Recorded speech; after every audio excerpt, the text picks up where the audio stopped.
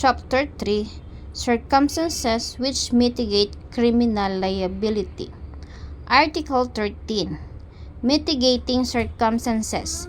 The following are mitigating circumstances: those mentioned in the preceding chapter, when all the requisites necessary to justify the act or to exempt from criminal liability in the respective cases are not attendant.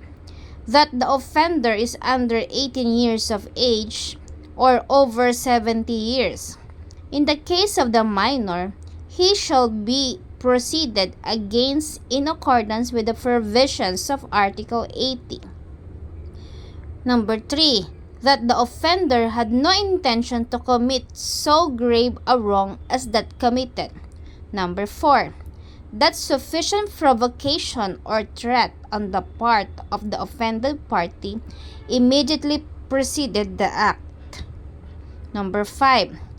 That the act was committed in the immediate vindication of a grave offense to the one committing the felony or delito, his spouse, ascendants, descendants, legitimate, natural, or adopted brothers or sisters or relatives by affinity within the same degrees. That of having acted upon an impulse so powerful as naturally to have produced passion or obfuscation. That the offender had voluntarily surrendered himself to a person in authority or his agents, or that he had voluntarily confessed his guilt before the court prior to the presentation of the evidence for the prosecution. That the offender is a deaf and dumb, blind, or otherwise suffering some physical defect, which thus restricts his means of action, defense, or communication with his fellow beings.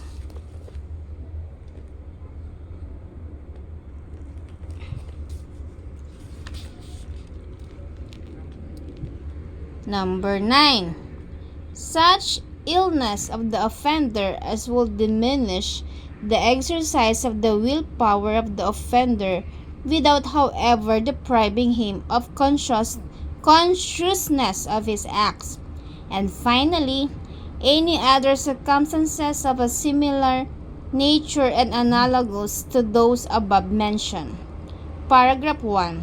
Those mentioned in the preceding chapter, when all the requisites necessary to justify the act or to exempt from criminal liability in the respective cases are not attendant. Those mentioned in the preceding chapter, this clause has reference to justifying circumstances and exempting circumstances which are covered by Chapter 2 of Title 1. Circumstances of justification or exemption which may give place to mitigation. The circumstances of justification or exemption which may give place to mitigation, because not all the requisites necessary to justify the act or to exempt from criminal liability in the respective cases are attendant, are the following: 1. Self-defense. 2. Defense of relatives. 3. Defense of stranger. 4. State of necessity. 5. Performance of duty. 6. Obedience to order of superior. 7. Minority above 15 but below 18 years of age. 8. Causing injury by mere accident. And 9. Uncontrollable fear.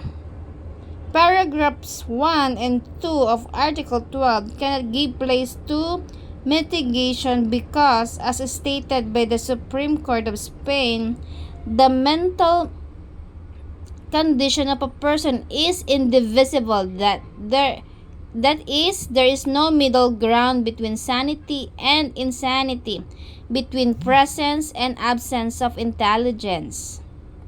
But if the offender is suffering from some illness which would diminish the exercise of his willpower without however depriving him of consciousness of his acts, Such circumstance is considered a mitigation under paragraph 9 of Article 13.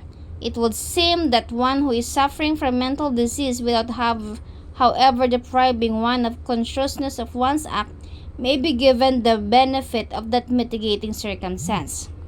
When all the requisites necessary to justify the act are not attendant, incomplete self-defense, defense of relatives, and defense of stranger,